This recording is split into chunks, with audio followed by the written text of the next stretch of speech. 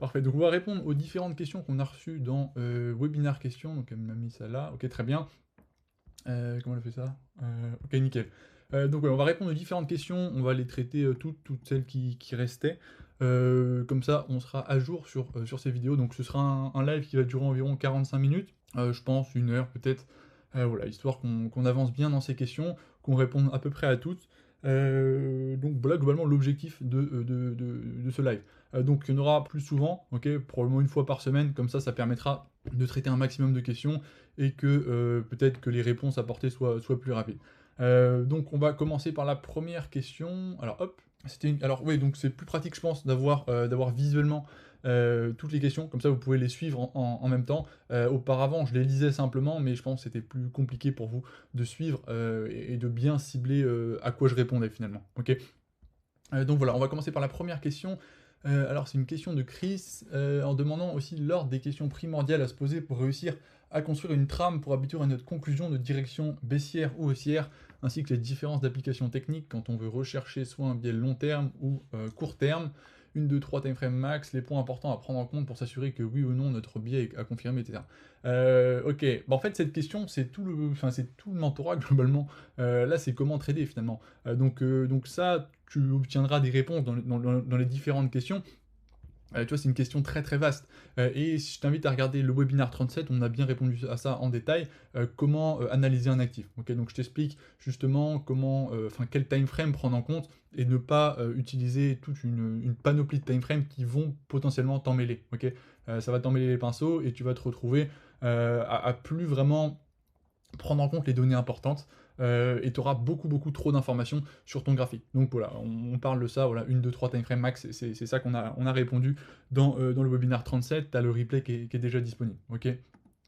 Donc ouais, je t'invite vraiment à regarder toutes les sections. Il y a une vidéo sur, analyser un actif, une vidéo complète sur analyser un actif de A jusqu'à Z avec tous les styles de trading qui est en train d'être préparé, donc elle sera postée, elle répondra aussi à ta question. Mais globalement, tu obtiendras une réponse dans les différentes sections parce que c'est tout le sujet du mentorat, OK? Construire une trame et cetera, se poser toutes les questions, on voit ça dans la section 1, puis 2, puis 3, comment construire un biais, quelles zones on utilise, les plus pertinentes, les moins pertinentes. Toutes ces questions, on les voit dans les différentes sections. Ensuite, alors on a une question de Denis. Bonjour, pourrais-tu parler durant le webinaire de la Russie qui a rétabli son étalon or? Ça me paraît être une information majeure dans l'économie mondiale et je pense que c'était la dernière chose à laquelle le reste du monde s'attendait. Je n'ai pas encore les capacités de comprendre réellement quel sera l'impact sur nos vies. Merci. Alors tiens, ça c'est intéressant. Faut faire attention à tout ce qu'on peut entendre, les rumeurs, etc. Parce que beaucoup parlaient du rétablissement de l'étalon or par la Russie, qui adossait finalement l'or à son rouble. Alors ça, c'est complètement faux, OK? C'est simplement une mauvaise interprétation, d'un communiqué qu'a fait la banque centrale récemment, donc la banque centrale russe, et ça a été un peu déformé par beaucoup de personnes qui l'ont pris pour argent comptant, comme quoi le rouble allait être adossé à l'or. Okay, donc ça c'est faux. C'est intéressant justement que tu l'aies relevé, puisque on a vu ça, hein, il y a pas mal de personnes qui commençaient à en parler, voilà, des rumeurs qui circulaient, mais faut savoir que ça c'est faux, c'est simplement une mauvaise interprétation du communiqué de la Banque centrale russe. Ce qu'il faut comprendre, c'est qu'en gros, la Banque centrale russe, ce qu'elle a dit, simplement, c'est elle avait une intention d'acheter de l'or à un prix fixe sur du court terme. Rien d'autre que ça. Okay, et donc ça a été surinterprété, mal interprété, mais elle n'a en aucun cas, elle va en aucun cas rétablir son étalon or. C'est très très peu probable. Donc ouais, globalement, voilà pour cette question. Et puis voilà, ce qu'il faut comprendre également, c'est que de nos jours, le système étalon or, il est plus vraiment viable. Tu vois, c'est un système qui a commencé à être utilisé en 1717. Tu vois, par rapport à aujourd'hui, c'est complètement différent. Bon, pour ceux qui comprennent pas trop ce que c'est l'étalon or, c'est simplement qu'on adosse une monnaie à de l'or. Okay, c'est-à-dire que chaque dollar en circulation, chaque euro en circulation, il est backé par de l'or. Et tu comprends bien qu'en ce moment, okay, dans le monde actuel qu'on vit, c'est plus viable du tout. Si on a vu par exemple récemment la période du Covid, avec comment dire, une création monétaire sans précédent, bah, c'est impossible derrière de backer tout ça avec de l'or. Donc c'est pour ça, le problème de l'étalon or, c'est que c'est pas du tout compatible avec les politiques monétaires menées par les banques centrales, et c'est pour cette même raison que c'est un système qui est abandonné depuis pas mal de temps maintenant, pour tous les plus gros pays avec des monnaies fortes et des banques centrales qui régulent. Ok. Donc voilà, ça demanderait d'avoir des réserves d'or qui sont immenses, premièrement. Un autre problème justement à ce système, c'est que c'est déflationniste, donc ça c'est un gros problème pour la croissance. Également, ce qu'il faut prendre en compte, c'est qu'il y a une inégale répartition au niveau de l'or. Donc, c'est-à-dire qu'il y a que certains pays qui vont produire de l'or. On a la Chine, on a l'Australie, on a le Canada, on a la Russie aussi. Mais je veux dire, tous les pays ne produisent pas d'or. Par exemple, si on prend le cas de la Suisse, de la France, de l'Allemagne, bah, ils ne produisent aucun or. Okay, donc, ça voudrait dire que s'ils ont ce système-là, ils sont dépendants d'autres pays comme la Chine, etc., qui vont contrôler totalement leur monnaie. Et c'est pas du tout souhaité, et le but c'est d'avoir une indépendance au niveau de sa monnaie et sa régulation. Donc c'est pour cette raison que c'est un système qui est vraiment, comment dire, écarté complètement, il est plus viable du tout, et la Russie d'ailleurs ne l'utilise pas, et ne l'utilisera fort probablement pas, malgré que la Russie est un gros producteur d'or, hein. C'est le troisième de mémoire.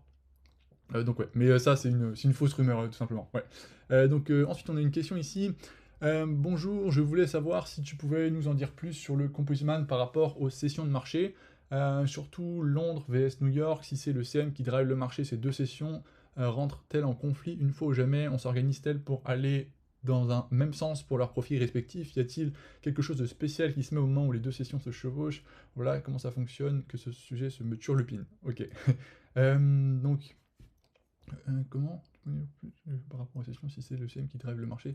Ouais, en gros, ce qu'il faut comprendre, c'est qu'il y a, comment dire, lorsque je dis le Composite Man, c'est les plus grosses institutions, ça tu l'as compris, mais en fait, c'est pas différents intervenants qui vont intervenir sur des sessions précises, ok? On n'a pas, comment dire, on n'a pas, je sais pas, Goldman Sachs qui va intervenir que en début de session US, on n'a pas HSBC qui va intervenir que durant la session asiatique, etc. etc. Ok, c'est des algorithmes en fait qui vont être présents absolument tout le temps. Si on prend en ce moment même, tu vois, là pourtant hein, les grosses banques, etc. Elles sont théoriquement pas dans leur session, ok, on est le week-end, donc non, il n'y a pas. Mais si on va sur le Bitcoin, bah en fait, la smart money est présente, ok, les algorithmes de la smart money injectent des positions, etc., etc. Maintenant, ce que tu peux remarquer, c'est que c'est très très lent, ok, donc voilà, comme je vous ai dit, on allait réagir sur cette trendline pour revenir dans cette supply ou celle-ci, avant fort probablement de faire des plus bas, ok. Et en ce moment même, on n'est dans aucune session, et pourtant, la smart money injecte des ordres. Okay, elle injecte des ordres via ses algorithmes, etc. Mais on voit que c'est très très lent. Pourquoi? Bah parce que forcément, pendant le week-end, il y a plein d'institutions, comment dire, moyennes, toute la dumb money qui n'est pas présente sur les marchés, parce que eux respectent ces sessions de marché. Pas mal de fonds à New York qui sont pas au niveau de la smart money, qui sont pas 100% algorithmisés, etc. Vont commencer à trader à partir de, je sais pas, la première seconde de la session de New York. Okay, elles ne tradent pas avant, elles ne tradent pas après. Et donc finalement, ce qui se passe, c'est que durant une session de marché, c'est là où comment dire, l'activité économique du pays va se concentrer. Si on prend par exemple le cas des États-Unis, c'est durant la session de New York qu'on va voir l'activité économique dans le pays. C'est là où on va voir les banques qui vont faire des transactions, toutes les grosses transactions en dollars, elles vont pas le faire en pleine nuit. Si tu demandes à ta banque, je sais pas, une entreprise X, je sais pas, peu importe l'entreprise, en Europe qui va demander, je sais pas, à Crédit Suisse par exemple, de faire une transaction entre le CHF et le JPY à 4h du matin, bah non, ok, c'est pas possible parce que la banque ne travaille pas à cette heure-là, c'est pas ses horaires. Donc tu comprends bien que toutes les transactions vont se situer durant cette période, okay, durant l'activité économique. Les entreprises de Suisse, les entreprises d'Allemagne, etc., elles vont travailler durant la session européenne, la session de Londres principalement. Et c'est pour ça qu'il y a beaucoup de volatilité sur ces percis, ok, tout simplement parce que c'est là où il y a le plus d'échanges et donc il y a le plus de liquidité et ainsi de volatilité. C'est ce qu'il faut comprendre, ok, donc c'est absolument pas lié à, comment dire, un composite man sur une session, un composite man sur une autre. Non. La smart money, elle va trader en permanence, ok, ces algorithmes, elles tradent en permanence. En ce moment même, il y a des positions qui sont injectées. C'est chaque microseconde, littéralement, 24 heures sur 24, 7 jours sur 7. Mais comment dire, la densité des mouvements que tu vois, c'est par rapport à la liquidité qui est présente. Et donc, forcément, bah, comme je te l'expliquais, les paires européennes, CHF, euros, eh ben, elles vont être beaucoup plus volatiles durant cette session européenne. Maintenant, si on prend le cas des États-Unis, eh ben, l'USD, il est le plus utilisé. Bon, c'est à peu près toute la journée, mais son cœur d'activité, c'est pendant la session US. Pourquoi? Bah, c'est le cœur de l'activité aux États-Unis. Il y a toutes les entreprises américaines qui vont commencer à faire des transactions, qui vont passer des commandes pour importer des matières premières, pour importer des composants, etc., etc. Tu vois. Et donc c'est vraiment lié à ça, et c'est aucunement lié à un composite man américain, à un composite man asiatique, etc. Okay, donc ouais, pour répondre à ta question, c'est vraiment ça qu'il faut comprendre. Il n'y a rien de spécial, c'est simplement des histoires de liquidité et de volatilité, de masse monétaire qui sont, comment dire, où il y a des transactions sur une période donnée. Après, on a une autre question ici. Salut, je trouve que des fois le prix redistribue, accumule, malgré que ce soit en dessous de la tiers, mais qu'on peut voir que le prix crée de la liquidité dans le sens inverse de mon biais, et je me demandais si tu penses que c'est peut-être plus important de mieux lire le prix plutôt que de se fier à la tiers, ou si les deux sont tout aussi importants. Alors, il y a deux possibilités. Soit c'est lié à une mauvaise lecture de la tiers, ok, ça c'est une possibilité, ou la deuxième, c'est que tu la lis bien, et dans ce cas-là, faut plus se fier à ce que tu comprends, ok? Faut vraiment se fier à ce que tu lis du prix, et pas forcément à quelque chose de mécanique comme la tiers. La tiers, c'est la trading range, ok? La trading range. Donc tu verras ça dans la section 3 sur justement les confirmations, c'est d'un point de vue des manipulations de marché, c'est un point qui est très important, qui va distinguer entre une accumulation simple ou une distribution simple, et son inverse qui est la réaccumulation ou la redistribution, ok? Donc ça, je vous l'explique, hein, dans cette section 3, pourquoi cette tiers est importante. Parce que quand, par exemple, on a une manipulation de marché comme ça, une distribution pour potentiellement faire des plus bas, et bah à ce niveau-là, il y a toutes les personnes qui vont, alors, ouais, qui cherchent finalement à trader ce breakout. Okay, donc c'est-à-dire que, alors hop, on va dessiner ça un petit peu mieux, ce sera probablement plus clair.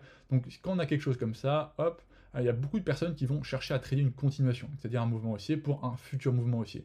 Et ça, c'est le trading le plus commun de la dumb money. Ça va être de trader des espèces de triangles, ils appellent ça, ok, avec voilà, quelque chose comme ça, avec un buy stop qui va se situer juste au-dessus de la réaccumulation, un SL en dessous, et leur objectif, ça va justement être d'être dans le mouvement, le deuxième mouvement, okay, le mouvement impulsif qui suit la correction. Okay, donc ils traitent les impulsions, correction, impulsion. Okay, donc je pense que pas mal d'entre vous ont tradé ça au préalable, et ce qui va se passer, c'est que le SL, tu vois, va se situer au niveau de la tiers. Et quand on va manipuler la dumb money, on va distribuer, on va les déclencher à ce niveau-là, ok, en cassant cette résistance, ça va être la manipulation de marché, ils vont se faire déclencher, et ensuite on va toucher leur SL en partant en dessous, tu vois, de cette trading range. Et en touchant cette trading range, comme c'est des personnes qui étaient en achat, ça déclenche de la vente, ok, des ventes sont libérées sur le marché, et donc la smart money peut acheter, et ainsi, comment dire, réaliser le vrai mouvement. Et donc tu vois, ils avaient bien vu, c'était bien des plus hauts qui s'attendaient, mais mauvais timing, en fait on vient les liquider pour faire des plus hauts. Et c'est pour ça que cette tiers est très très importante, ok. Voilà, tout simplement. Donc soit c'est, comme je t'expliquais, soit c'est une mauvaise lecture de la tiers, donc je t'inviterais bien à revoir cette section 3, soit c'est, enfin comment dire, bien te focaliser à ce que tu comprends, à ce que tu vois, ok. Voilà, donc pour répondre à ta question, voilà, il faut privilégier la lecture du prix avant que la tiers. La tiers est très très importante, mais privilégie d'abord la lecture du prix, comme tu l'as très bien dit. Bonjour, je suis en backtesting, j'ai plutôt les bons biais, mes PY sont, je pense, assez corrects, mais je constate que le dénominateur commun a beaucoup de mes SL et que je suis souvent piégé par les réaccumulations-redistributions. Et je n'arrive pas à manager avec les structures pour sortir mon risque entièrement, voire pas du tout. Que me conseilles-tu? Alors, ce que je te conseille, c'est d'entrer en dessous la tiers, ok, en dessous ou au-dessus, ok, donc avant cassure de cette tiers. Ça, je t'explique ça vraiment dans la... Ah oui, c'était une question le 8 avril, donc ouais, la section 3 n'était pas encore... la nouvelle section 3 n'était pas publiée, donc je t'invite à vraiment la voir, à prendre des notes sur cette notion de trading range qui t'aidera énormément dans justement comment dire, cette protection de ton risque, et sortir ton risque relativement rapidement. Maintenant également, il y a une vidéo qui a été publiée sur, ça doit être la dernière, qui a été publiée sur YouTube, qui t'explique également ça, comment avoir un win rate relativement élevé en utilisant cette trading range à ton avantage. Donc ça, c'est, je pense, ton problème, mais c'est extrêmement positif si tu as le bon biais, si tu as les bons points interest, tu vois, il y a juste cette partie vraiment à corriger, à améliorer, et tu auras vraiment un système, normalement, qui aura vraiment une belle figure, déjà, et ensuite tu pourras toujours, bien évidemment, le raffiner, mais si ton problème, c'est au niveau des réaccumulations, redistributions, où justement tu te fais sortir, et bah cette notion de tiers normalement devrait sauver ce problème et devrait être la solution à ce problème. Ok, donc voilà, bien faire attention à la tiers, et ça tu verras ça dans la section 3. Ensuite on a une belle question là. Question prochain webinar. Serait-il possible d'avoir une explication bien détaillée, presque comptable, d'un exemple des positions du portefeuille du Composite Man lorsqu'il vient refermer ses ordres négatifs? C'est difficile de comprendre comment il fait concrètement. Bah ça, j'explique ça vraiment c'est tout l'objet du mentorat. Bon, on va réexpliquer, c'est pas grave. Qu'a-t-il en portefeuille avant la manipulation, pendant, après, et pourquoi lui reste-t-il des ordres négatifs? Pourquoi il lui reste des ordres négatifs? Ça également, on le voit, faut vraiment bien voir les sections 1. Combien? Ok. Dans l'exemple, ou précisément sur la chart. Ouais, bon, ça c'est. Bon, on va répondre, mais ça c'est vraiment tout l'objet du mentorat. Donc, ok, pourquoi il y a des ordres négatifs, etc. C'est la section 2. Donc, assurez-vous bien de voir les sections avant de poser les questions. Ce serait mieux, comme ça, du coup, on y répondra quand même. À quoi chacune de ces phases comptables correspond sur le chart? Comment comptablement s'en sort-il? Comment voit-on qu'il est obligé de revenir? Est-ce que l'imbalance joue obligatoirement un rôle? Bah, tout ça, oui, oui. À quoi correspond comptablement parlant l'imbalance? Ça également, on le voit dans les différents webinars. Comment savoir s'il lui reste peu d'ordres négatifs à refermer, au contraire beaucoup? Ça, c'est l'imbalance aussi. Est-il possible de se tromper? Oui, c'est possible de se tromper. Donc, bon, globalement, pour répondre à ta question, de manière comptable, en fait, alors hop, je t'inviterai vraiment à bien voir les différentes sections, ça t'expliquera pourquoi la Smart Money doit laisser des ordres négatifs, etc. C'est un principe qui est très important, puisque c'est ce que tu vas, enfin c'est tout le concept de liquidité, et c'est tous les mouvements que tu vois sur le marché. Okay, chaque retracement n'est pas là par hasard, c'est pour recréer de la liquidité et venir fermer des ordres. Maintenant, comment est-ce que ça se passe, entre guillemets, comptablement? Alors je pourrais pas te donner des ordres exacts, parce que ça dépend des volumes présents sur les marchés, ça dépend de plein de choses, ça dépend de la time frame où tu es, ça dépend de voilà, plein de choses, mais on va te donner des chiffres un petit peu simples pour que tu comprennes à peu près les ordres de grandeur. Donc si on a un mouvement haussier, on part du principe que, je sais pas, il y a 10 lots là-dedans, ok, par exemple, à l'origine de ce mouvement haussier, comme tu l'as dû comprendre si tu as bien regardé les sections, il est rendu possible grâce à une accumulation, ok. Et donc une manipulation de marché, donc ça également c'est ce qu'on voit ça fait partie de mon système de trading, c'est ce que je t'enseigne, comment la Smart Money arrive à injecter ses ordres et ses positions, puisqu'elle a des problèmes de liquidité. Et donc pour manipuler le marché, après avoir créé une zone de support très importante, elle va venir les liquider. Et donc, pour que le marché chute, elle a injecté des ordres en short, et donc ici, pour short le marché, eh ben, elle a vendu tout simplement avant d'acheter. Donc si là, il y a 3 lots en short avant 10 lots en achat, bah, tu comprends bien que cette zone va être en négatif, ok, tout simplement. Donc ensuite, qu'est-ce qu'elle va faire? Elle va revenir fermer ça, ok, refermer cette dimension zone. Donc ensuite, elle va accumuler. Pourquoi elle accumule? Donc là, il y a plusieurs raisons à ça. La première, c'est recréer de la liquidité. La deuxième, c'est refermer des positions. On va appeler ça effectuer la mitigation. Et la troisième, c'est accumuler des positions pour réaliser encore des plus hauts. Okay, donc maintenant, comment ça se passe comptablement? Bah, si tu veux, elle va revenir... bon, comment dire? Parce que c'est très complexe en fait, parce que à chaque endroit, il y a des choses comptablement qui se passent, si tu veux parler de manière comptable.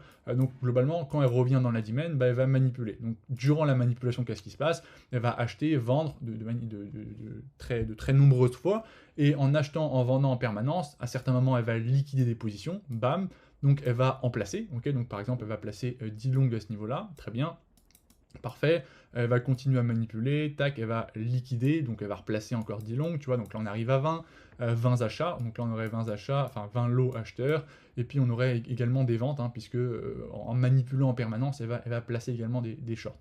Donc on aurait peut-être, je sais pas, 20 shorts également, alors on va mettre 10 shorts, à peu près, tac, 10 lots vendeurs, parfait, donc ça dépend encore une fois des volumes présents sur le marché, ça dépend de plein de choses, ça dépend si elle a assez de liquidité ou pas, enfin tout ça, ça va dépendre, ça ne dépend pas que d'elle, c'est ça qu'il faut comprendre, puisque elle ne se sert pas de sa propre liquidité, elle s'en sert de celle des autres, et c'est les autres qui vont se placer, donc ça dépend de si tu veux, entre guillemets, les pièges qu'elle crée, donc les manipulations, les supports, les résistances qu'elle crée, elles incitent énormément de monde à se placer ou non. Ok, à certains moments, bah, elle va créer un double, comme ça, quelque chose comme ça, bah, c'est ce qu'on voit, hein, dans les manipulations de marché.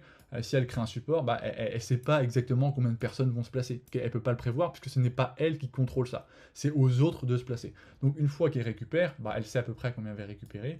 Et une fois que ça c'est fait, bah, si elle a assez, elle va pouvoir continuer à accumuler des positions et faire monter le marché une fois que ce sera suffisant. Par contre, bah, ça peut arriver que elle se retrouve pas avec assez de positions, et donc, elle n'a pas assez de place sur le marché, donc elle va continuer à accumuler. Donc c'est pour ça, il y a pas de, c'est pas des règles très strictes en fait, hein, ça dépend vraiment de ce qui est sur le marché et de ce qui est en train de se mettre en place par les autres intervenants.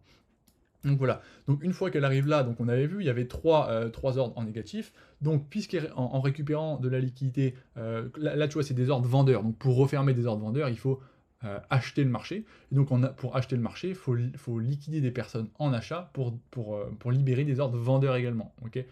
Donc ici, bah justement, ce qu'elle crée, c'est des setups d'achat, ok, c'est le principe de l'accumulation, on voit ça dans la section 3, et en liquidant, tu vois, le support de l'accumulation, et ben elle va sortir des personnes qui sont en achat, déclencher leur SL et donc des ordres vendeurs, qui va lui permettre, elle, d'acheter. Et en achetant, elle va sortir ces positions-là. Tu vois, une fois qu'elle aura fermé, en fait, toute cette dimension zone, et ben elle va se retrouver avec, hop, que des ordres en achat, ok, enfin une grosse majorité d'ordres acheteurs, donc les 10 qui sont là, et elle va pouvoir ensuite, une fois qu'elle aura accumulé suffisamment d'ordre, faire monter le marché, et donc tu vois, mettre tout ça en positif. Et c'est sans cesse comme ça, parce que dans cette accumulation, ok, en manipulant, elle a également placé des ordres à l'inverse du biais qui était haussier, ok. Et puisqu'elle a acheté violemment, bah il y a des ordres, comment dire, en short avant l'achat, et donc ici c'est une zone qui se retrouve également en négatif. Voilà, donc ça c'est que sur une time frame, puisque c'est ce qu'on voit, c'est l'imbalance, c'est ce qui se passe également en interne, parce que quand tu as un mouvement comme ça, et bah en interne de ce mouvement-là, on a quelque chose comme ça, ok. Sur une time frame plus petite, on a quelque chose comme ça. Et ça c'est exactement la même chose, on a des réaccumulations, des manipulations de marché en interne. Ok, mais c'est vraiment, c'est compliqué de résumer ça en quelques secondes, puisque c'est vraiment tout l'objet de tout le contenu que tu vas retrouver. Ok, donc je t'invite vraiment à bien voir ça, et tu auras des éléments de réponse beaucoup mieux expliqués que là, parce que c'est compliqué d'expliquer finalement tout le fonctionnement de la smart money en quelques secondes. Ok. Donc ouais. Chacune des phases comptables correspond sur. Est-ce que l'imbalance joue. Oui, donc l'imbalance, oui, il joue obligatoirement un rôle. À quoi correspond comptablement parlant l'imbalance? Bah, l'imbalance, c'est simplement des ordres qui sont négatifs en lower time frame, et par la même occasion, il y a une certaine proportionnalité dans le marché. Alors encore une fois, il y a une vidéo qui est dédiée, qui fait un peu plus d'une heure, donc tu vois, c'est vraiment. Je t'invite à la regarder, qui t'expliquera qu'en fait, le prix ne peut pas monter indéfiniment. Et c'est pour cette même raison que tout ce que tu vois sur le marché, c'est proportionnel. Et puisque c'est proportionnel, quand tu as un mouvement, alors on va prendre un exemple sur le graphique, ce sera beaucoup plus simple.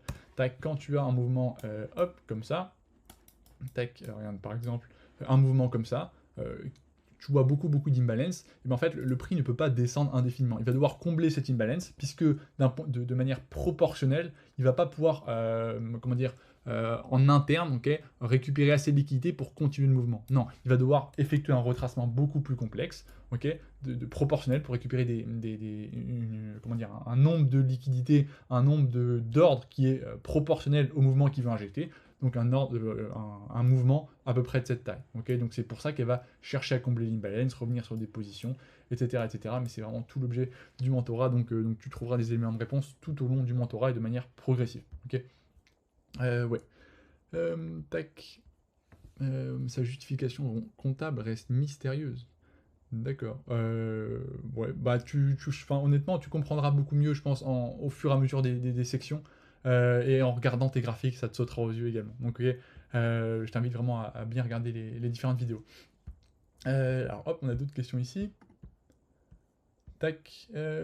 Alors, question prochain webinaire. Il n'est pas possible d'ouvrir un compte avec leverage 500 chez IC Market AU, Australie, car l'Asie, cas de force exigence. Ouais, c'est ça. À moins de donner des justifications comme quoi on est professionnel. Ouais, il y a plusieurs possibilités que tu peux donner. Il y a 4, je crois, documents que tu peux donner. Tout cela à cause des brokers anglais jaloux qui étaient obligés à un leverage max de 30 pour 1, car par la FCA, qui voyaient tous leurs clients ouvrir des comptes. Ouais, ok, c'est ça. Donc oui, en fait, il y a des exigences qui sont assez hautes, et donc on a une émergence un petit peu de brokers beaucoup moins, comment dire, avec une régulation beaucoup plus souple, qui permet des leverages qui sont énormes. On peut voir même des leverages au-dessus de 1 pour 500, comme tu le mets ici, mais pour des brokers qui sont un peu, entre guillemets, douteux. Et donc voilà, s'il y a un problème, là, enfin, tu perdras tes fonds. Donc ouais, hop, donc c'est pour ça qu'en fait la régulation est importante. Donc l'ASIC, tu peux largement faire confiance. C'est le meilleur organisme globalement pour réguler les brokers. A mis la pression pour tenter, hop, le règle de leverage 31. Tac, donc ouais, c'est le plus courant. Hop, d'ouvrir un compte aux Seychelles pour continuer à ouvrir. Hop, ok. Régulé aux Seychelles par la FSA. Aujourd'hui, à cause de la régulation européenne, comme leader, il est possible 1, 2, 500 pour 1 chez FCA. Professionnel, la seule possibilité chez le broker régulé au Belize, aux Seychelles. Peut-on leur faire confiance? Alors ça, c'est à toi de voir, ok, c'est à toi de prendre ta décision, parce que tu confies en fait ton capital. Donc ça, c'est à toi de le voir. Mais en fait, ce qu'il faut comprendre, c'est qu'IC Market, s'ils utilisent, comment dire? Alors comment expliquer ça? IC Market, ils ont toute une image à garder, OK? Ils peuvent pas se permettre de prendre un risque de comment dire? De s'affilier à ici, tu as mis aujourd'hui la régulation européenne. Hop, oui, comment dire? En fait, tu peux globalement, enfin bon, c'est que mon avis, après c'est à toi de prendre ta propre décision puisque c'est ton capital, OK? Mais tu peux leur faire confiance puisque ils ont toute une image à garder, c'est un des plus gros brokers, OK? Extrêmement connu. Donc s'ils étaient amenés à avoir une grosse partie de leurs clients qui sont justement régulés aux Seychelles, avec du 500 pour 1 parce qu'ils n'ont pas comment dire, ces dossiers, ces fichiers à envoyer pour confirmer qu'ils sont professionnels. S'ils étaient amenés à perdre énormément de clients, ça pèserait énormément sur le broker et justement, ils ne proposeraient pas ce service. Ok, donc tu peux quand même être sûr que c'est un service qui est relativement safe. Donc oui, tu peux globalement leur faire confiance, mais c'est à toi, bien évidemment, de prendre cette décision. Ok, donc ouais. Et puis, t'inquiète pas que, enfin, comment dire, il n'y a pas globalement autant de risques que ça pour IC Market, puisque voilà, il y a plein de mécanismes qu'ils mettent en place. On peut pas, ils vont couper tes positions automatiquement si tu viens à faire des grosses pertes par rapport à ton compte, etc., etc. Ok, donc il n'y a pas globalement de très gros risques. Par contre, il y a d'autres brokers qui sont pas très connus, etc., régulés aux Seychelles, où il faut se méfier, parce que eux, par exemple, si je sais pas, si tu as un compte à un montant X et puis tu dépasses ce montant en perte, et bah certains en fait ils vont tout simplement même pas couper tes pertes et tu vas te retrouver soit endetté ou soit c'est le broker qui va être endetté. Mais généralement ce sera toi. Et donc c'est pour ça qu'on a vu des cas un petit peu horribles, notamment un Canadien, c'était il y a un an je crois, qui avait fait des grosses pertes par rapport à son capital et le pauvre il s'était donné la mort parce que justement voilà, il y a certaines histoires qui arrivent comme ça parce que certains brokers un petit peu comment dire des brokers qui sont pas très sérieux qui ne vont pas prendre des mesures pour protéger leurs clients dans le cas où ça se passe mal en utilisant un leverage élevé. Ok, donc ouais. Mais IC Market, t'inquiète pas, il régule bien ça. Ouais. Question, avec l'expérience visuelle des charts acquises, est-il possible de faire la distinction visuellement entre une prise de profit suite à des ordres, buy du commitment, une manipulation pour accumuler de la liquidité, une longue mitigation, un retracement ou une longue distribution? 5 possibilités. Oui, c'est ce qu'on voit dans la section 3. En fait, il fait jamais une seule chose en même temps, il fait toujours plusieurs choses en même temps. Ok, donc ça également, c'est dans la section 3 que tu verras ça.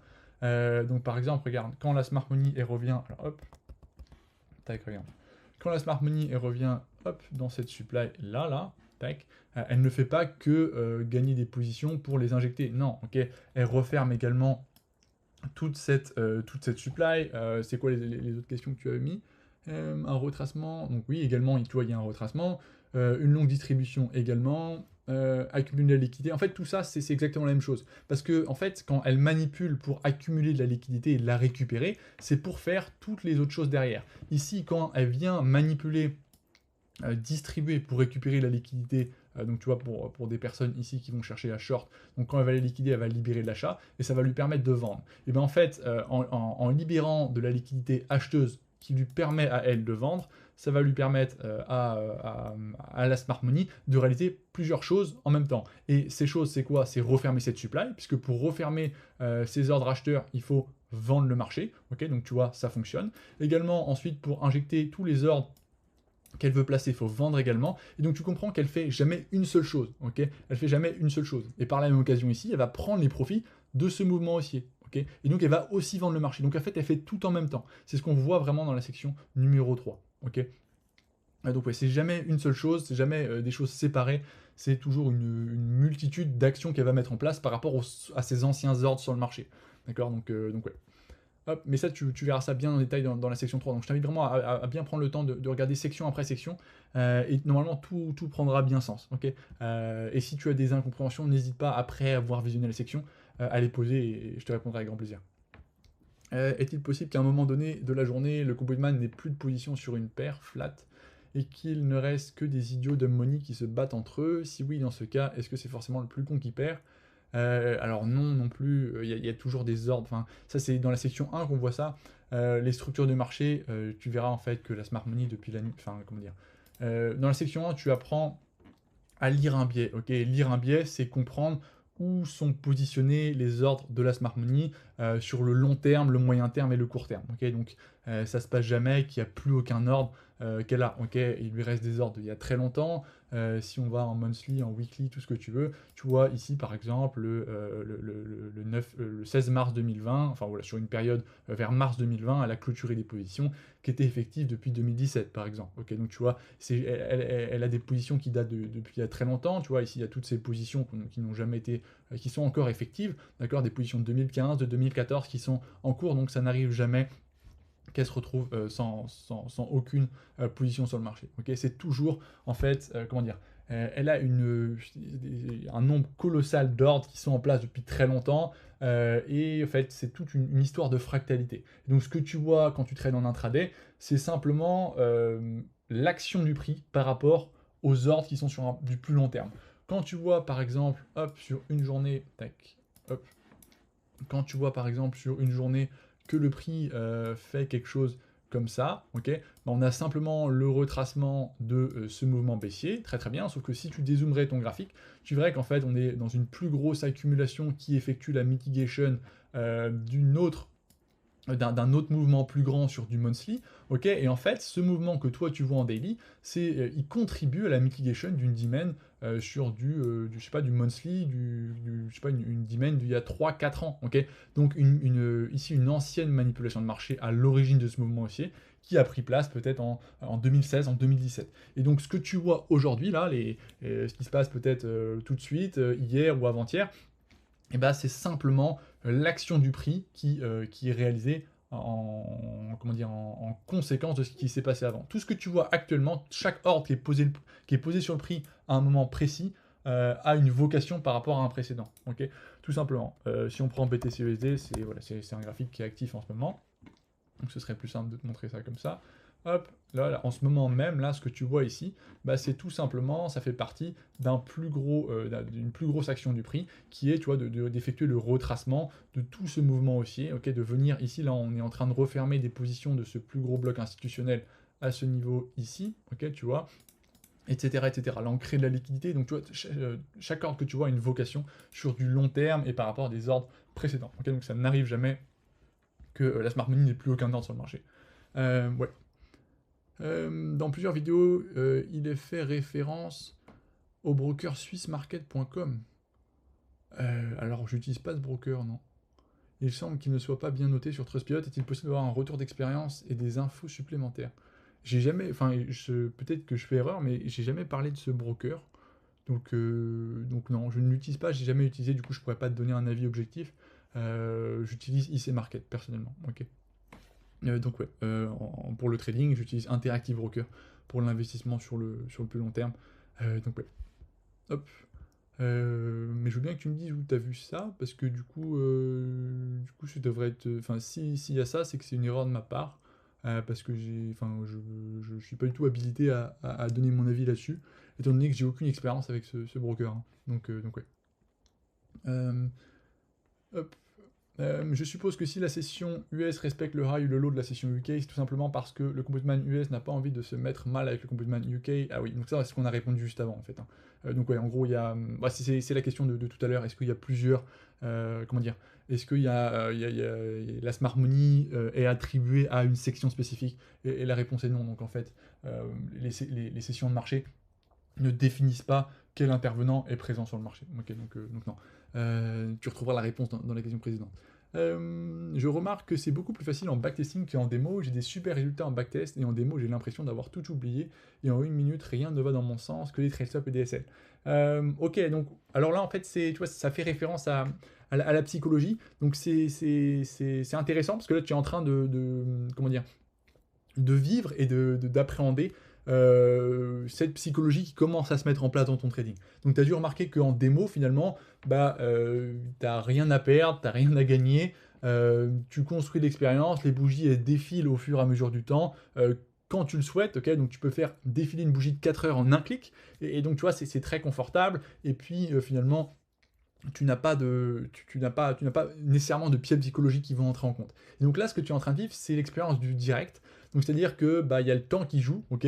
Donc c'est-à-dire que tu ne peux pas replay le marché comme tu veux, faire défiler les bougies comme tu veux. Et ce qui se passe, c'est que bah, tu peux être frustré, des fois le prix est très lent, par exemple, je sais pas, tu as peur de rater un trade, puisque tu exécutes ton trade, faut que tu calcules en plus ton spread, faut que tu calcules ta commission, etc., etc. Et donc tu vois, c'est toute cette expérience qu'il faut que tu te crées, et c'est très bien, c'est normal, si tu viens de commencer en démo, c'est tout à fait normal, tout le monde est passé par là, c'est très différent de entrer ces trades et simplement de les prendre sur le graphique. Okay, parce que juste placer c'est très bien comment dire, le backtesting, c'est excellent, c'est vraiment très très important. Mais en fait, tu places simplement un ordre d'achat ou un ordre de vente, ok, avec comme ça. Alors que là, quand tu vas entrer sur ta plateforme de trading, il va falloir que tu entres à un prix précis, il va falloir être minutieux, prendre en compte le spread, le manager en direct, également te rendre disponible au bon moment en fonction de l'évolution du prix. Et donc tu vois, tout ça, c'est un nouvel... comment dire, c'est tout nouveau et il faut l'appréhender. Okay, donc cette expérience que tu es en train de te créer en démo en ce moment est très importante. Et tu verras qu'au début c'est un peu compliqué, puis ça va aller au mieux au fur et à mesure. Et donc ouais, c'est tout à fait normal. Donc ensuite on a une autre question. Hello, j'ai une question qui va peut-être vous paraître idiote, mais pourquoi? Il n'y a aucune question idiote, t'inquiète pas. Pourquoi est-ce que vous tradez principalement le forex, beaucoup moins les indices, les actions ou les cryptos? Donc ouais, c'est une bonne question. Alors pourquoi le forex principalement? Alors plusieurs raisons à ça. Globalement, c'est très liquide. Ok, c'est des marchés qui sont extrêmement liquides. Donc il y a une volatilité qui est très constante et qui est assez élevée. Il y a des faibles spreads également, très faibles spreads, faibles commissions. Donc voilà, en plus il y a une diversité de paires, donc c'est très intéressant. Maintenant, donc, tu vois, les actions, bah, si tu trades les actions US, c'est session US obligatoirement, tu as beaucoup plus de gap, etc. Donc c'est beaucoup moins pratique entre guillemets à trader. T'as des spreads qui sont beaucoup plus élevés, etc. etc. Donc ouais, moi comme je trade principalement en scalping, et bah du coup le forex est le plus adapté pour moi parce que les critères sont réunis. Ok, donc voilà pour ta question. Mais je trade également bien évidemment les cryptos. Les cryptos, par exemple, le Bitcoin, tu peux pas vraiment trop le trader en scalping parce que les spreads sont trop élevés. Les indices, si je les trade, je peux les trader en scalping, ok, parce que les spreads sont assez importants, mais il y a tellement une diversité d'actifs sur le marché que je ne peux pas tout trader. Et donc voilà, je me limite principalement au forex. Mais le week-end, j'aime bien trader les cryptos quand elles sont volatiles. Et puis les actions, il m'arrive de prendre des positions sur le plus long terme. Ok. Donc ouais. Ensuite, on a une autre question. Sur le mouvement que tu as décrit dans la partie 3 de la formation, sur le BTC, entre le 28 et le 1, nombreuses distributions, est-il possible de réaliser tout de même du scalping, ou alors tu passes ton chemin vers une autre paire lorsque le prix est trop lent? Alors ouais, comme je t'ai expliqué, le Bitcoin en scalping, c'est compliqué, étant donné que le spread est trop gros. Okay, donc je ne peux pas trader le Bitcoin en scalping. Pourrais-tu faire une séance de backtesting dessus? Je m'y suis cassé les dents si on ne doit pas scalper sur ce genre de manipulation. Alors ouais, en fait, tout l'enjeu du truc, tout ce qui est, pourquoi c'est complexe de trader dans une manipulation en scalping, c'est qu'en fait, tu es en train de, comment dire, tu trades dans un grand piège, ok? Et donc comme il y a une création de liquidité un peu dans tous les sens, et bah déjà, premièrement, le prix est très lent, et c'est vraiment une lecture de liquidité de manière fractale, et t'es dans le plus compliqué finalement. Donc c'est pour ça que c'est plus intéressant d'attendre que cette manipulation soit terminée, ok, et que ensuite tu aies de la volatilité. Parce que si tu cherches à trader par exemple en scalping dans une manipulation, bah forcément tu trades dans un range, entre guillemets, dans un niveau de prix qui est relativement faible. Donc déjà les RR seront très faibles, et par la même occasion, c'est que de la manipulation. Okay, donc si tu trades en lower time frame là-dedans, et ben la manipulation que tu es en train peut-être de trader en interne, et ben elle exécute le prix par rapport à la higher time frame. Et donc tu vas trader les pièges dans des pièges dans des pièges, et donc c'est pour ça que c'est beaucoup plus complexe. Et si justement on prend l'exemple de la manipulation de marché qu'on a étudié dans la section 3 sur le Bitcoin, c'était une manipulation de marché très complexe. Okay, ouais, j'ai essayé de prendre la manipulation à peu près la plus complexe, on était tombé là-dessus. Donc hop, on y est. Tac, Bitcoin, magnifique. Bon, on y était déjà. Parfait, donc c'était celle-ci. Hein. Alors hop, on va y aller, 15 minutes. On va effacer ça. Parfait. Tu vois, si on va en 15 minutes, elle était très complexe. On a eu plusieurs. Alors hop, on a eu.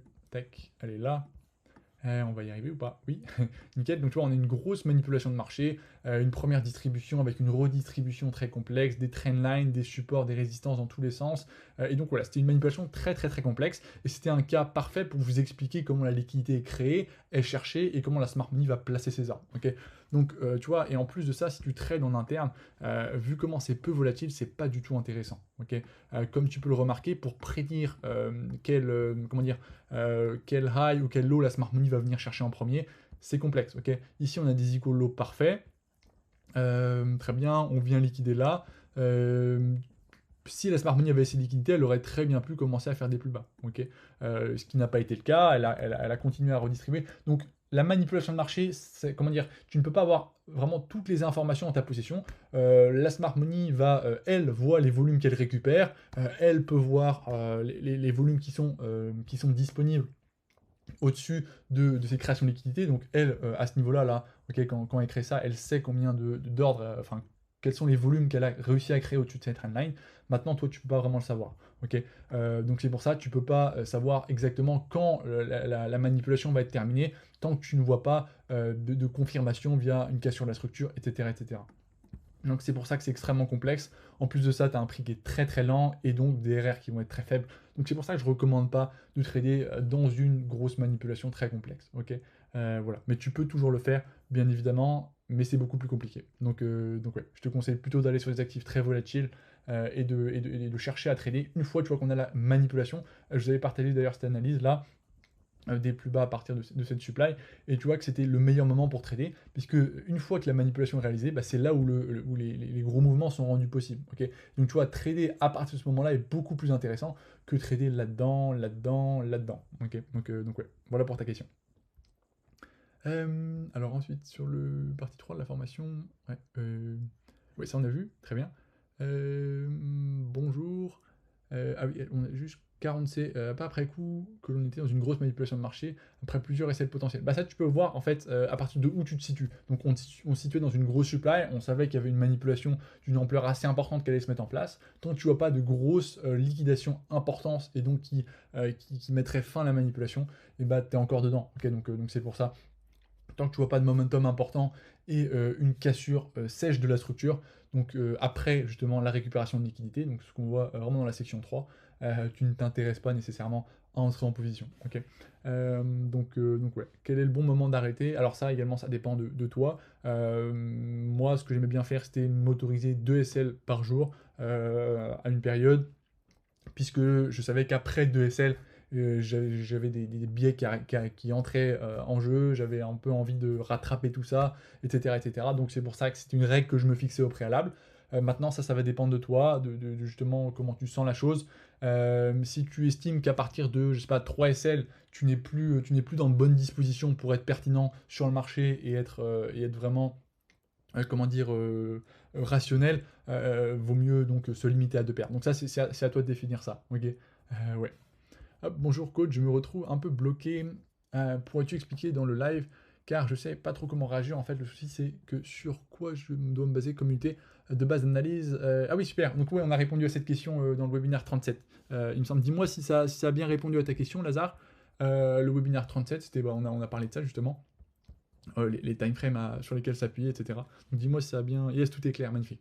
Parfait. Donc ensuite, on a une question. Bonjour, lors de la recherche de la time frame, pour connaître laquelle chercher la manipulation, règle des 30 dans les vidéos, tu dis cela doit être environ un mouvement H1, H2 peut-être. Par rapport à quoi tu te bases exactement? Alors oui, donc en fait, je me base par rapport à comment dire, la time frame qui est la plus appropriée à voir un mouvement. On va prendre le cas du BTC par exemple. Tiens, ça va être intéressant. Parce que c'est le graphique qui est actif en ce moment même. Donc si on prend ça, alors hop, on va prendre celui-là, ce sera plus simple. Tac, donc cette manipulation ici. Hop, on va prendre ça, magnifique, on était rendu à ce moment-là. Donc on aurait cherché, alors, alors je vais mettre ça comme ça, ce sera plus simple. Tac. On va mettre ça en daily, magnifique, paf. Tac. Ok, donc là on se retrouve avec un mouvement baissier, très bien, on s'attend à une continuation, on avait vu cette supply. Quel time frame on va utiliser pour... Ah oui, mince, il y a tellement de... alors, il y a beaucoup d'inscriptions. Donc, on va prendre un autre, on va prendre Coinbase. Nickel. Ouais, parfait. Donc c'était à ce niveau-là. Hein. Donc on se retrouvait avec une supply ici, tac, paf, génial. Tac, donc on l'avait raffiné, mais bon, ça faisait à peu près quelque chose comme ça, peu importe. Nous, ce qui nous intéresse, donc, c'est de savoir quelle confirmation on va chercher dans cette supply pour aller chercher du plus bas. Et pour ça, il faut savoir la taille de mouvement qu'on atteint. Et donc justement, pour définir le mouvement, ça correspond à peu près à quel time frame, et bah, tu vas essayer de chercher la, comment dire, la time frame qui te permet de voir au mieux ce mouvement. Donc pour te donner à peu près une règle, c'est 5 bougies, 4-5 bougies pleines. Donc ici, tu vois que 1, 2, 3, 4, 5, ça donne à peu près le mouvement. Il y a de l'imbalance, ça c'est un mouvement à peu près de 5 jours. Si par contre on va sur du 12 heures, tu vois très bien que ça nous permet, enfin là c'est pas du tout la time frame adaptée pour voir ce mouvement, on a trop de bougies, et puis un mouvement 12 heures, tu vois, ce serait plus ce mouvement-ci. Ok, tu vois, on a à peu près, alors hop, qu'est-ce qui se passe? Très bien. Ici tu vois par exemple, voilà, ça c'est un mouvement 12 heures plutôt, ok, et pas tout ça. Ici, on aurait 1, 2, 3, 4, sur à peu près 5 bougies pleines, et donc c'est ce qui donne place au mouvement 12 heures. Okay. Ici, ça c'est un mouvement également à peu près 12 heures. Si on va maintenant en 15 minutes pour essayer de te montrer un autre exemple, tac. Alors ça, tu vois, par exemple, de ce high jusqu'à ce low, c'est pas un mouvement 15 minutes. Ok, tu le vois bien, il y a beaucoup trop de bougies. On va essayer de trouver à peu près 5 bougies, tu vois. C'est un ordre de grandeur, bien évidemment. Si on va sur du 1 heure, déjà, tu vois, c'est mieux. Ça, ce serait plus un mouvement 1 heure, voire 2 heures. En 2 heures, ce serait beaucoup mieux. Ouais, tu vois. Après, 1, 2, 3, 4, 5, tu vois, à peu près. Et là, on aura un mouvement 1 heure et demie, 2 heures. Donc, 1 heure environ. Très bien. Il faut vraiment voir ça par rapport à la proportionnalité de taille de mouvement. Ici, ça, c'est plus un mouvement, tu vois, 6 heures. Tu vois, il y a quand même beaucoup de bougies pour du 4 heures entre ce low et ce high, donc on irait par exemple sur du 5 heures pour voir si c'est un peu plus clair. Voire 6 heures, très bien.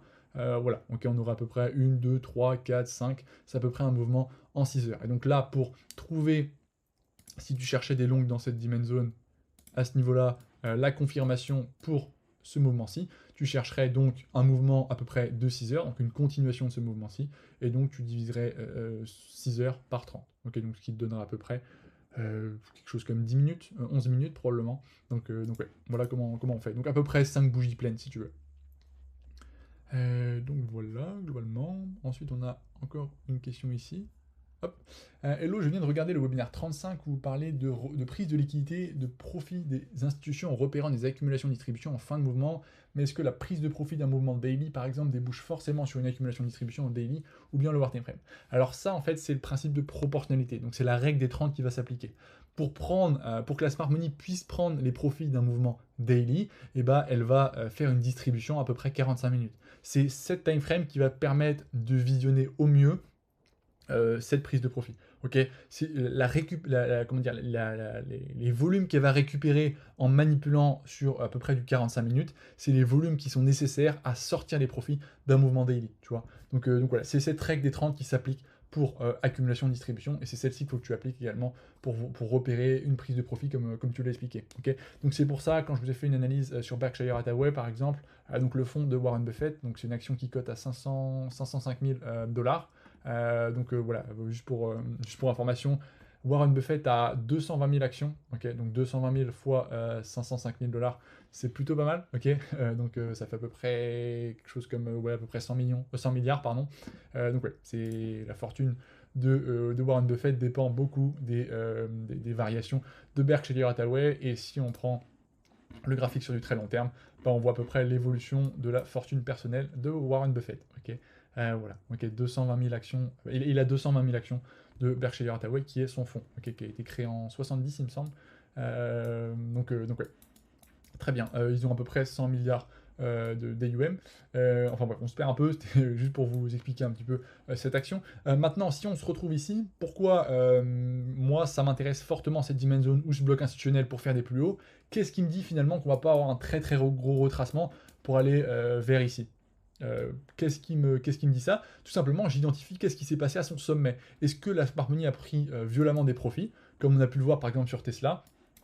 Fin 2021, il y avait pas mal de fortunes américaines qui ont sorti pas mal d'actions de leur portefeuille parce qu'il y avait une nouvelle loi qui allait s'appliquer où ils allaient taxer finalement sur leur revenu en action.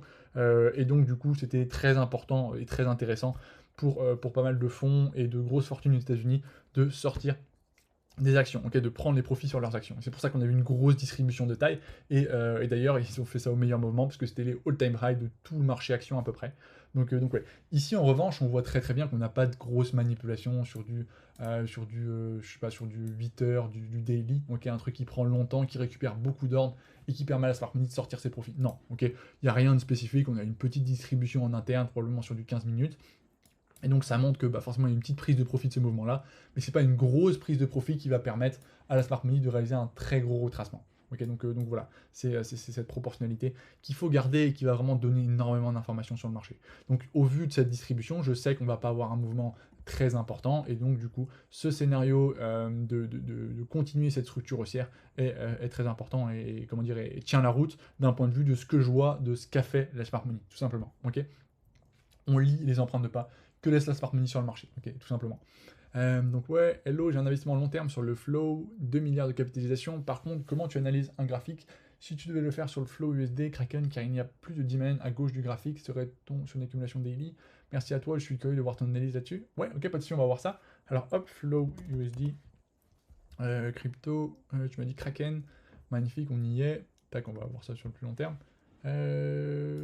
Alors oui, effectivement, ici il n'y a pas assez de données, donc on va aller voir ça sur un autre. Ok, non plus. Hop. Non plus. Hop, mince, décidément. Faudrait trouver un qui a assez de données. Non plus. Bon, je pense qu'il n'y a pas assez de données. Donc globalement, c'est celui-là qui reste le plus pertinent. On peut voir une grosse mèche ici, en fait, qui va correspondre tout simplement à une grosse demand zone.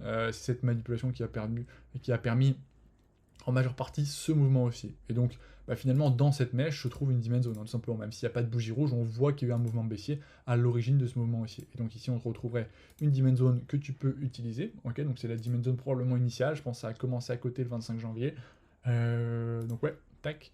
Donc tu te retrouves avec cette demand, tu peux utiliser le 50% puisqu'elle est assez grosse, tu te retrouves à peu près avec quelque chose comme ça. Alors, mince. Tu te retrouves à peu près avec quelque chose comme ça. Et donc là, on voit qu'il y a un début d'accumulation dedans. Donc voilà, ici du coup, si tu cherches à investir sur le flow USD, bon après, il faut savoir que c'est assez récent, tu vois, donc c'est pas de l'investissement qui est, comment dire, avec des très grandes probabilités, sur lequel tu peux compter sur le très long terme, etc. etc. Ça reste, c'est à toi de, justement, de bien mettre en place ton portefeuille, ne pas, je sais pas, avoir 60% de ton portefeuille sur les crypto-monnaies, etc. Bien évidemment, ok. Moi par exemple, j'utilise 7% de mon portefeuille, enfin, de 7% de mes fonds propres qui sont en crypto-monnaie. Ok, donc c'est pour ça, c'est important, les crypto-monnaies, de ne pas faire tapis, ok, loin de là, parce que sinon, t'as ta fortune personnelle qui fait ça, quelque chose comme ça. Bon, donc c'est pas très souhaitable, on va dire. Maintenant, on est dans cette domaine, on a des equal low là. Après qu'on ait une liquidation, une cassure, ici l'accumulation sera confirmée, tu pourras justement chercher des plus hauts. Ok, tout simplement, ici tu as quelque chose de relativement intéressant. Maintenant, il n'y a pas assez de données sur le graphique, c'est dommage, donc on n'a pas assez de recul sur les positions de la smart money pour pouvoir identifier de manière très précise et claire où est son order flow. Ok. Donc ouais, on a quand même une grosse distribution ici, tu vois. On en parlait, hein. Ici on a une grosse distribution de taille, comme tu peux le voir. Et donc ça pouvait présager un gros retracement. Et c'est ce qui a eu lieu. Tout ce qu'on n'a pas vu finalement précédemment sur Berkshire Hathaway. Ici on voit une distribution qui a eu lieu à peu près en daily, ok. Vous voyez, cette distribution, on la verrait bien en daily. Et donc daily, ça implique un retracement dans une time frame 30 fois supérieure, et donc en monthly. Et qu'est-ce que tu peux remarquer? On a un retracement en monthly, tu vois, ce mouvement, c'est à peu près du monthly, 1, 2, 3 bougies pleines, mais elles sont vraiment très grandes, donc ouais. Voilà pour cet actif. Ensuite, bonjour, comment que tu traduis techniquement ta phrase récupérer de la liquidité en sachant que tu as bien compris? Autrement dit, comment vous expliquez techniquement les termes suivants? Libérer la liquidité. Alors libérer la liquidité, c'est simplement une fois qu'elle l'a créée, elle va venir la chercher, c'est ce qu'on voit dans la section 3. Et une fois qu'elle vient la chercher, finalement, elle la libère. Ok, la liquidité devient disponible sur le marché. Quand on vient liquider une personne qui est en short, et à partir du moment où on touche son SL, il y a des ordres acheteurs qui sont émis sur le marché. Ok, et qui seront justement comment dire, ou qui pourront être utiliser à partir du moment où il y aura une personne qui va vendre le marché, tu vois, c'est avoir une contrepartie directe. Donc libérer de la liquidité, c'est simplement qu'on va toucher les SL d'une personne, ou un trail stop, etc., où il y a des ordres qui vont être rendus disponibles sur le marché. Récupérer la liquidité, bah, c'est ce qui implique finalement la libération de liquidité, c'est quand on vient manipuler, on vient toucher les SL, et donc ici on récupère inévitablement de la liquidité. Si la smart money vient manipuler dans une résistance, eh ben, elle va venir sortir des personnes qui sont en short, on va libérer des ordres acheteurs, et donc elle récupère ces ordres acheteurs pour potentiellement les injecter en short. Okay, donc c'est cette dernière phase que tu mets ici, injecter des ordres. Donc c'est ce qu'on voit dans la section 3. Est-ce qu'il y a du temps qui se passe entre les autres 3 opérations, ou bien ça se passe en même temps? Bah non, ça prend du temps en fait de manipuler, premièrement. Ensuite, il faut qu'elle injecte ses ordres. Une fois qu'elle a manipulé le marché, elle a injecté ses ordres pour pousser le marché dans la direction DSL, et ben elle va pouvoir placer les positions en fonction des volumes présents, et elle fait jamais tout en même temps. Okay, c'est-à-dire que dans une manipulation de marché, tac, on va mettre ça comme ça. Dans une manipulation de marché, quand tu as une distribution ici, tac, tous les ordres en short ne sont pas placés à ce niveau-là pour faire des plus bas. Okay, il y en a qui sont placés là, qui sont placés là, qui sont placés là, en fait, durant toute la manipulation. Donc c'est pour ça que ça prend du temps, bien évidemment. Mais une grosse partie est placée ici. Donc ouais. Hop. Voilà. Hello, désolé si la demande a été déjà faite, je n'ai rien trouvé avec la recherche du mot-clé. Il n'y a pas de souci, t'inquiète pas, on va pouvoir y répondre. Et en tout cas, c'est très bien d'avoir recherché par le mot-clé, parce que c'est vrai qu'il y a beaucoup de réponses que vous pourrez trouver en faisant CTRL F. Okay, donc c'est bien, t'as bien fait. Pourrais-tu faire des analyses sur les indices américains comme le Dow ou le SP ou le S&P? Les acteurs sont différents, avoir ta vision serait un plus. Donc ouais, surtout le marché action, surtout les indices, c'est majoritairement BlackRock et Vanguard qui sont les plus gros, qui sont vraiment les plus gros. On a BlackRock qui est à peu près à 10 milliards, Vanguard qui est très très gros également, à peu près à 7 000 milliards, 10 000 milliards pardon pour BlackRock, 7 000 milliards à peu près pour Vanguard. Donc c'est les plus gros. Avoir ta vision serait un plus. Je ne te demande pas le Nasdaq, car les volumes sont dans les cases du carnet sont faibles. Ça le rend instable, je trouve. Ouais, il y a plein de gaps sur le Nasdaq. C'est pas très commode à trader, on va dire. Mais oui, si tu veux, on peut jeter un œil sur le S&P, bien évidemment. Donc il a pris moins 3% là, vendredi, avant de clôturer. Donc c'est exactement pareil en fait. Tu vas retrouver, c'est un marché qui est extrêmement capitalisé, donc bien évidemment il y a énormément de smart money qui est présent sur le marché. C'est celle qui drive tout le prix, tous les mouvements que tu vois, chaque accumulation, chaque distribution, c'est la smart money qui réalise ça, qui place ses ordres, qui vient liquider des intervenants, etc. etc. Donc si on va sur, hop, par exemple, du 4 heures, très très bien, pour t'expliquer comment on le trade, bah, c'est exactement de la même manière que le Forex. Ok, exactement de la même manière. Ici, par exemple, on avait des equal high parfaits, très bien. Donc par exemple, on avait une overextension sur ce prix ici. Tu aurais pu t'intéresser à une supply qui se trouvait, je sais pas, en 2 jours ou 3 jours probablement. Tac, à cette supply ici. Magnifique, tac, donc très bien. Si tu l'as raté, bah, c'est pas grave, tu vas ensuite dans le hard time frame. On a un mouvement baissier ici, très très bien. Tu pourrais t'intéresser notamment à cette supply qu'on peut voir à ce niveau-là, avec du imbalance, etc. Très très bien. Pour faire des plus bas, magnifique, parce que là on avait des equal high, on avait de l'inducement, ok. Donc tu vois, c'est exactement la même chose. Et puis ensuite tu confirmes de la même manière, tu vas retrouver une distribution, c'est inévitable. La smart money, pour réaliser ce mouvement-là, elle ne peut pas le faire si elle n'a pas la liquidité nécessaire. Donc si on va en interne, tu verras, on va trouver une distribution, c'est obligatoire. Ok, voilà, ok, bon, elle est très très belle, on a de la chance, elle est magnifique. Mais voilà, tu vois, ce mouvement-là, il n'arrive pas n'importe comment, il arrive grâce à ça. Et qu'est-ce qu'on peut voir durant cette grosse manipulation? Eh ben, on a une première distribution proportionnelle au mouvement qu'on a eu. C'est un mouvement à peu près daily, donc cette manipulation de marché, on la retrouverait en 45 minutes. Et boum, qu'est-ce qu'on trouve? Bah, c'est parfait pour la visionner. On a un support incroyable qui a été créé en 45 minutes, une première liquidation. Et tu vois, dans cette... Alors, hop, excusez-moi. Donc ici, on a une création de liquidité. Ok, première phase, une première liquidation, un uptrust qui se situerait à ce niveau-là. Et ensuite, on a la création d'un UTAD. Et quand on voit en interne, on a une autre manipulation de marché qui prend place. Okay, dans cette liquidation, cette grosse résistance, donc où énormément de personnes vont chercher à short le marché. Okay, hop, tu vois, sur cette résistance, quelque chose comme ça. Magnifique. Et bah, une fois qu'on va le liquider, on va récupérer des ordres acheteurs, okay, parce que cette personne qui vend le marché, quand elle se fait sortir, elle veut couper sa position, et donc elle rachète le marché pour encaisser sa perte. Et donc en achetant le marché, on libère des ordres acheteurs qui ont permis par la suite à la smart money, tu vois, d'injecter tous ces shorts. Et maintenant, dans cette injection de short, à l'origine, tu vois, dans l'UTAD, dans l'uptrust, qui vient liquider cette énorme résistance, et ben on voit une manipulation de marché fractale. Hop, tu vois, ici. Tu as exactement la même chose en fait, mais de manière fractale. Donc c'est-à-dire que tu as une première résistance qui est créée, tu vois, qui est assez importante à ce niveau-là. Magnifique, tac, qu'on vient liquider une première fois. Ensuite, on en recrée une autre qu'on reliquide encore une fois. Donc, tu vois, tu aurais pu entrer ici, tu vois. On avait les equal low au niveau de la trailing range. Tu aurais pu entrer, par exemple, sur les 50% de ce bloc institutionnel ou je sais pas, sur où tu veux. Et ensuite, voilà, tu aurais pu te mettre à break-even à partir de la cassure de cette trailing range. Et là, tu avais une entrée qui était vraiment très très belle. Ok. Donc, voilà, c'est exactement la même chose. Je te conseille d'utiliser. Alors, celui que j'utilise, c'est voilà, celui-là, le S&P avec FX. Ça te permettra de ne pas avoir les gaps voilà. Là ça cote en fait durant la session de Londres, etc., etc. Donc ce sera beaucoup plus intéressant pour toi de l'analyser sur sur ce courtier. Ok. Donc comme ça tu vois toutes les bougies sont pleines, c'est vraiment magnifique. Donc on va ensuite regarder les deux autres questions. Donc ouais, ça aura dépassé un petit peu le temps que j'avais prévu, bon c'est pas grave. Le replay sera un peu plus long, c'est comme ça. Salut, et les autres. Salut, ouais, ok.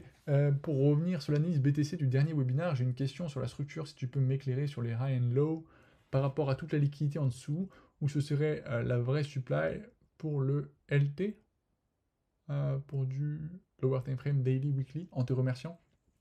Bah, c'est gentil. Alors, les autres, pour revenir sur l'analyse BTC du dernier, j'ai une question sur la structure, si tu peux m'éclairer sur les high and low par rapport à toute la liquidité en dessous. Ouais, alors oui, très très bien, ok. Ici, sur du weekly, on aurait, bon, plus sur du monthly, on aurait un low ici, un high ici, un low ici, un high à ce niveau-là, ok, donc c'est très bien. Si on casse ce low, oui, la structure serait baissière, mais si on complémentarise avec une autre notion, qui est la notion avec la notion d'inducement, si tu veux, comment dire, de création de liquidité, hein, bah, on va voir qu'il y a énormément de liquidité qui se situe en dessous de ce lot. Donc la smart money va en profiter pour venir en dessous et fort probablement faire des plus hauts, ok, parce qu'il y a une grosse zone de liquidité. Alors oui, on serait baissier si on utilise uniquement les structures de marché, mais en complémentarisant, tu vois, on va voir que on est bullish sur le très long terme, on a énormément d'ordres qui sont bullish. Voilà, on est bullish pour les prochaines décennies au vu de tous les ordres qu'a injecté la smart money. Son order flow, elle veut capitaliser sur ses positions haussières. Okay, donc oui, on est toujours en revient dans cette dimension, on a une réaction, on va fort probablement redistribuer pour liquider ça et faire des plus hauts. Donc oui, théoriquement, au niveau des structures de marché, on serait bearish, mais comment dire, en complémentarisant avec la notion de liquidité, on ne serait pas, enfin voilà, on est toujours bullish. Ok. Donc ouais, je regarde le webinaire 37, petite précision, Netflix a perdu 200 000 abonnés, mais ça correspond à l'arrêt du service en Russie. Ouais, c'est ça, exactement, sauf qu'en fait, Netflix, ils avaient quand même prévu, malgré ça, de gagner des abonnés. Ok. Donc ça a été un peu un choc. Ils avaient dit qu'ils voilà, ils prévoyaient, malgré cet arrêt-là, de gagner des abonnés. Et puis en plus de ça, il y a un problème de partage de mots de passe. Il prévoit encore de perdre 2 millions comment dire, d'abonnés, de subscribers, pour le prochain trimestre. Okay, donc le trimestre dans lequel on est. Voilà, globalement.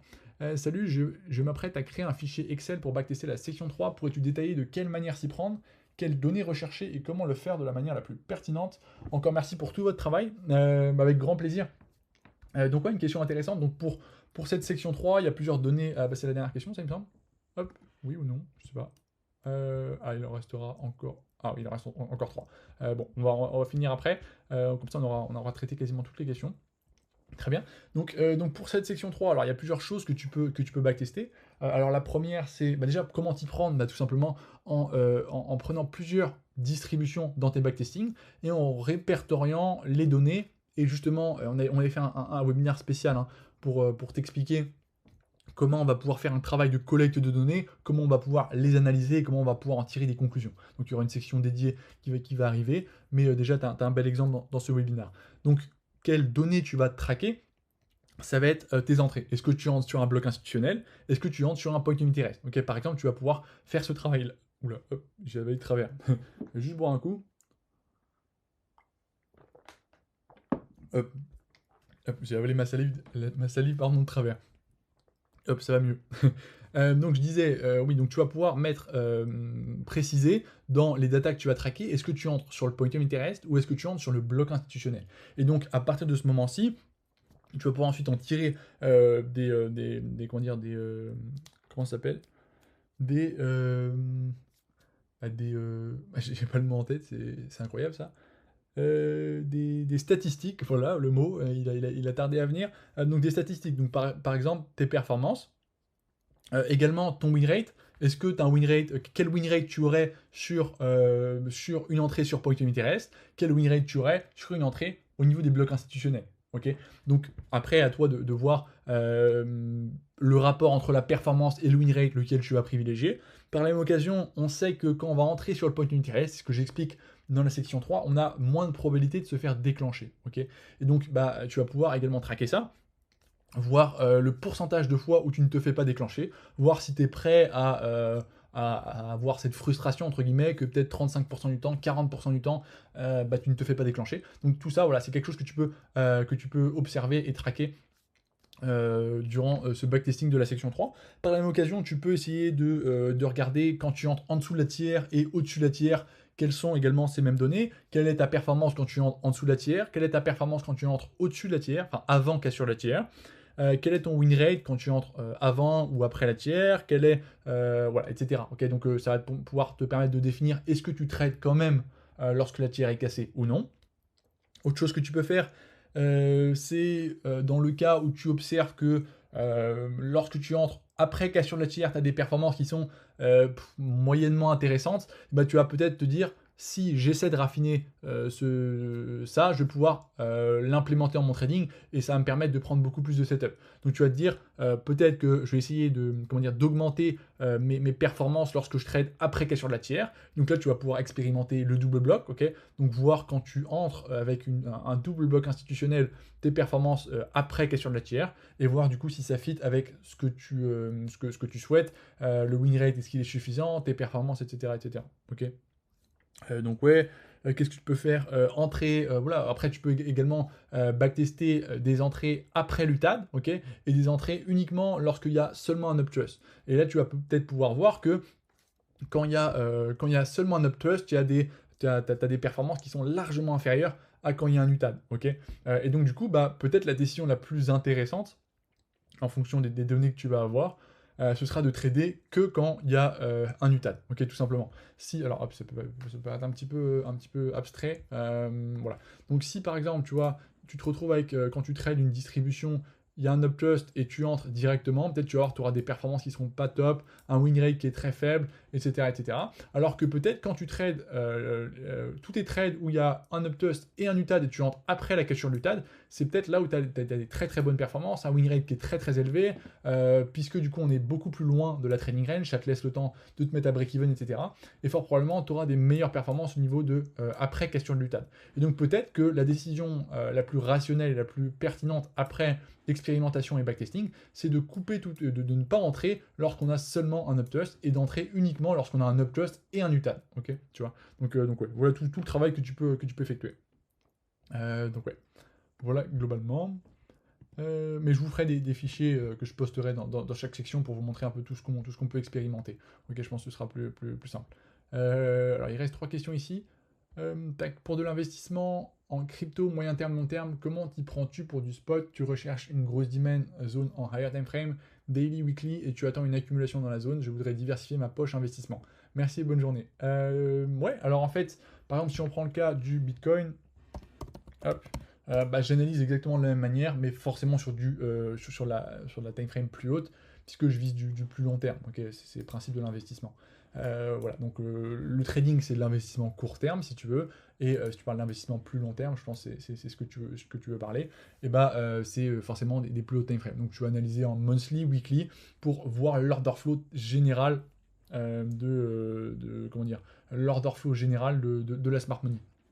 Donc par exemple ici, on voit que sur le Bitcoin on est bullish, tu vas chercher des zones d'entrée. Donc tu vois par exemple, là on a une demand qui est intéressante, on a une demand également ici qui est intéressante, et puis on a finalement ce niveau qui est intéressant. Donc nos scénarios c'est que soit la smart money on vient dans cette demand, effectue des plus hauts, soit elle vient dans cette haute demand, elle effectue des plus hauts, soit elle vient liquider ça et elle fait des plus hauts. Okay, une fois que tu as défini tes différents scénarios, tu vas pouvoir émettre des probabilités. Okay, est-ce qu'il y a 30% de probabilité pour toi à peu près que la Smart Money réalise ce scénario, peut-être 20% celui-ci, et peut-être du coup 50% celui-ci. Et donc tu vas pouvoir, moi c'est ce que j'ai fait personnellement sur le Bitcoin, j'ai mis une portion de mon investissement sur le Bitcoin à ce niveau-là, ok,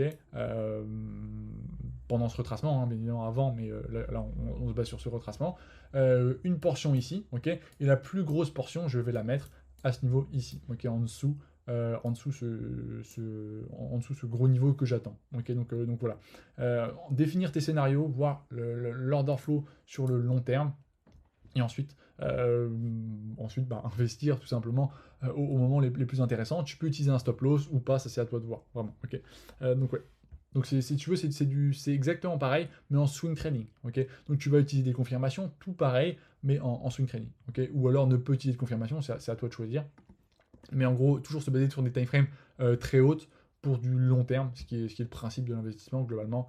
Comme tu parles, je pense, portefeuille, généralement c'est du long terme. J'aimerais savoir en ce qui concerne la collecte de données sur le marché, sur quoi on peut travailler en ajoutant les probabilités au SMC. J'aimerais avoir une petite liste. Alors il y a plein de choses sur lesquelles tu peux te baser. Euh, Tu peux te baser sur les sessions de marché. Oh, pardon. Sur les sessions de marché, tu peux te baser sur, je sais pas, le lundi peut-être, tu vas remarquer que le S&P il fait des plus hauts en majorité, le mardi il fait des plus bas, donc tu vois, tu vas pouvoir collecter des données, des probabilités finalement sur le marché.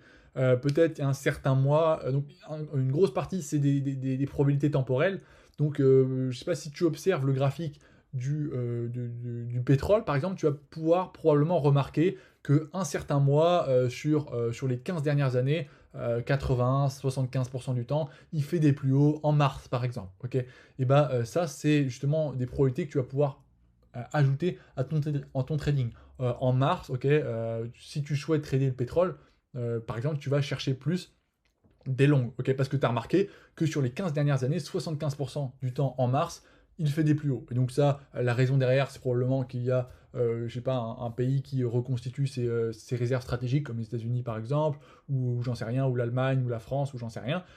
Et du coup, bah, il y a beaucoup d'ordres qui sont passés. Et donc ça fait monter le cours forcément. Donc tu vois, et ça c'est la conséquence derrière. Mais en observant le graphique, c'est pas mal de similitudes que tu vas pouvoir remarquer sur un actif donné, d'un point de vue temporel ou d'autres choses. Et c'est ça que tu vas pouvoir amener justement à ton trading, ok, tout simplement. Donc ouais, voilà pour ta question. Et la dernière question, j'avais une question par rapport au fait que mes datas de backtesting ne reflètent pas du tout mes datas en réel démo. Mes datas en réel sont bien meilleures, que ce que je peux faire en backtest. Ah bah génial ça, c'est une très bonne nouvelle. Ma supposition c'est que je backtest, je peux aller à la vitesse que je veux et que je suis peut-être trop pressé et ne prends pas le temps de bien analyser le prix, le mouvement, etc. Chose que je fais mieux en réel. Pour l'instant, je traque que mes datas en réel et utilise ce fichier pour améliorer mon système. Est-ce que tu penses que c'est une bonne chose et que ça suffirait? Bah déjà, c'est une très bonne chose que tu sois meilleur en démo réel que en backtesting, ok. Donc ouais, probablement que c'est que tu vas un peu vite, peut-être. Comme tu peux défiler les bougies aussi rapidement que tu le souhaites, bah peut-être que voilà, tu prends pas assez le temps d'analyser, comme tu l'as dit. Donc essaie peut-être de, je sais pas, de trouver une solution et de vraiment de prendre ton temps comme si tu étais en démo pour prendre un trade. Ok. Ça, c'est probablement la raison pour laquelle tes datas en backtesting sont plus faibles. Également, la deuxième raison, à mon avis, enfin, c'est ça, c'est que comme tu trades qu'un actif en backtesting, et ben, tu te retrouves à absolument vouloir trader à peu près tous les mouvements de cet actif. Et tu te retrouves à pas prendre les mêmes trades que tu prendrais en démo en réel. Alors que quand tu es en réel ou en démo, bah, tu vas sélectionner les actifs les plus pertinents, ceux qui sont les plus volatiles, etc. etc. Et donc, derrière, bah, du coup, tu as des performances qui sont meilleures. Donc, essaie vraiment, quand tu backtestes, de te mettre en condition du réel. Si tu vois que le prix est lent, etc., tu te dis, bon, comment dire, dans la vraie vie, ça, je ne le prendrai pas parce que je passerai à une autre paire, étant donné que voilà, le prix, je ne le comprends pas très bien, etc., je ne trade pas. Et donc là, tu vas couper toutes ces datas. Sinon, ça va absolument, comment dire, mettre... Enfin, sinon, tes datas en backtesting n'auront pas vraiment de sens. Donc ouais, prends bien le temps et trade uniquement tout ce que tu prendrais réellement. Donc ça, c'est la plus grosse partie. Également, traquer ses datas en réel, c'est bien, OK, mais ça prend beaucoup, beaucoup, beaucoup plus de temps. OK, ça, faut le prendre en compte. Donc est-ce que c'est une bonne chose? Oui, c'est une bonne chose, mais ça prendra plus de temps puisque tu ne peux enfin voilà, tu en direct, OK, tout simplement. Donc tu ne peux pas profiter du passé, avec les en faisant défiler des bougies 4 heures en 1 seconde et demie. Donc forcément que ça prend plus de temps, ouais. Mais ça reste une bonne chose. Essaie, vraiment quand même d'être très sélectif dans tes trades en backtesting comme tu me l'es en réel, et de ne pas nécessairement prendre des trades lorsque la paire ne t'intéresse pas, ne t'intéresse pas au vu de sa volatilité, etc. Donc voilà globalement pour cette dernière question. On a répondu à peu près à toutes les questions, il me semble. Donc ouais, s'il y en a d'autres, on répondra au prochain webinaire ou dans une prochaine section de questions-réponses. Et puis voilà, globalement, on a fait le tour. Donc très bien. Je vous avais prévu que ça dure à peu près 45 minutes. Finalement, ça aura duré 1h20. Bon, c'est pas grave. Au moins, on aura répondu à tout. Et puis voilà. Donc si vous avez d'autres questions, n'hésitez pas à les poser dans la section dédiée webinaire questions. Comme ça, c'est plus pratique. Elles sont sur un fichier. Vous pouvez les visionner en direct que je réponds. Et ça vous permet d'identifier la question et de comprendre à quoi je réponds. Ok, parce que avant, je lisais simplement la question à voix haute et peut-être que du coup, bon, vous entendiez la réponse, mais vous ne savez pas trop à quoi je répondais. Donc je pense que c'est plus clair comme ça. Donc voilà, je vous souhaite un bon week-end et puis un bon apprentissage et on se dit à une prochaine. Ciao.